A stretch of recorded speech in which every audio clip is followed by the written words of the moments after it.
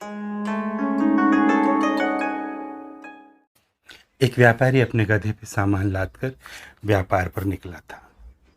शहर दर शहर घूमता, व्यापार करता। जहाँ शाम होती वहीं किसी सराय में ठहर जाता और अगली सुबह ताज़ा दम होकर वापस व्यापार करने के लिए चल पड़ता। एक शाम को वह एक शहर पहुंचा। बुरी तरह थका हुआ था। उसके मजबूत गधे की भी हालत पस्त थी। उसने एक सराय चुनी। उसके अस्तबल में जाकर उसने गधे को बांध दिया। उसे खूब सारा पानी पिलाया और चारा खिलाया। फिर अस्तबल के केयर टेकर को कुछ पैसे देकर उसने गुजारिश की कि मेरे गधे का ख़ास ख्याल रखना। फिर खुद अंदर जाकर सराय के हॉल में अपनी जगह पर बैठ गया। वहाँ उसके जैसे बहुत सारे लोग थे। अपनी अपनी जगह बैठे हुए थे। कोई चौसर खेल रहा था तो कोई कौड़ियाँ खेल रहा था। वे सब लोग व्यापारी को बहुत ध्यान से देखने लगे। वो खुद भी व्यापारी दिख रहे थे, लेकिन वे सब के सब लोग दरअसल छंटे हुए बदमाश थे। अक्सर भूखे रहते, फटेहाल रहते, लेकिन मौका मिलते ही फरेब कर देते थे। उन्हें तुरंत पता चल गया कि व्यापारी का गधा बहुत मजबूत और सुंदर है। जितनी देर में व्यापारी नहा धोकर अपनी जगह पर सेटल हो पाता, उतनी देर में तो उन्होंने उसके प्यारे गधे को बेच दिया। जो पैसा मिला उससे खूब सारा खाना और शराब खरीदी और सब कुछ सराय लेते हुए आए। और तब सराय में दावत शुरू हो गई।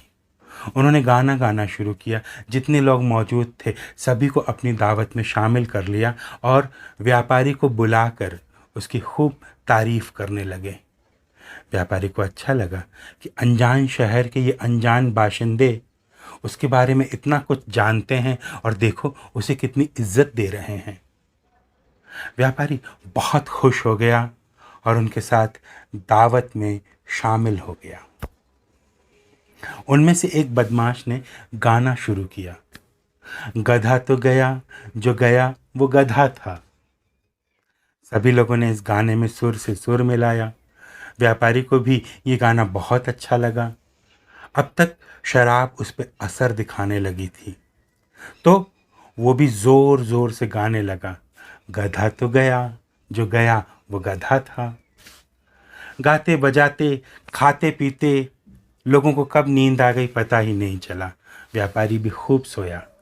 सुबह जागने के बाद उसने पाया सराय से ज़्यादातर लोग जा चुके थे। आमतौर पर सुबह के समय ऐसी तमाम सराय खाली हो जाती हैं। ऐसा नॉर्मल था, इसलिए व्यापारी को कुछ भी अजीब नहीं लगा। लेकिन नहाने धोने के बाद जब वो अस्तबल में गया कि गधे को लेकर अब अपनी अगली यात्रा पर निकला जाए, तो अस्तबल पहुंचते ही उसके तोते उड़ गए। गधा वहां नहीं था। उसने केयर टेकर से पूछा, मेरा गधा कहाँ है? तो केयर टेकर ने जवाब दिया कि कौन सा गधा? व्यापारी ने फिर पूछा कि अरे वही जिसका ख्याल रखने के लिए मैंने कल तुमसे कहा था। तुम्हें याद है ना, मैंने तुम्हें पैसे भी दिए थे खूब सारे। केयर टेकर मुकर गया। व्यापारी को गुस्सा आया। उसने केयर टेकर को पीट दिया। तब रोते रोते उसने सारा हाल बताया कि कैसे उन बदमाशों ने उस व्यापारी का गधा बेच दिया और फिर उसी पैसे से रात भर सराय के हॉल में पार्टी करते रहे। ये सब सुन करके तो व्यापारी को एकदम सदमा लगा। उसने केयर टेकर से कहा, अरे भाई, कम से कम मुझे तो बता देते, मैं उस समय उन लोगों से बात करके कोई न कोई हल निकाल लेता।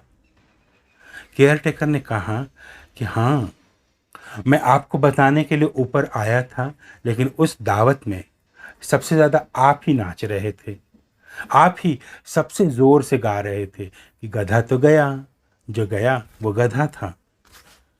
आपका गाना सुनकर मुझे लगा कि खुद आपने ही उन्हें परमिशन दी है कि वो सब मिल के आपका गधा बेच दें। व्यापारी ने पाया कि सिर्फ उसका गधा ही नहीं गया, बल्कि उसका सारा मालो असबाब भी जा चुका था। अब वो किसको कहाँ खोजता? वो रोता रहा, सिर पीटता वहीं पड़ा रहा। ये कहानी रूमी की मसनवी में शामिल है। ठगी और फरेबी की ऐसी घटनाएं आज भी हमारे आसपास सुनने को मिल जाती हैं, लेकिन इसमें सबसे कारुणिक बात यह है कि अपने भोलेपन और नासमझी में व्यापारी उनके जश्न में शामिल था। अजनबियों के जश्न में शामिल होने से पहले उसने एक बार भी ये नहीं सोचा कि जिस जश्न में वो शामिल हो रहा, कहीं वो उसी की बर्बादी का जश्न तो नहीं है। जीवन में इस एक बात को समझना, इस एक बात को जानना बहुत मुश्किल होता है।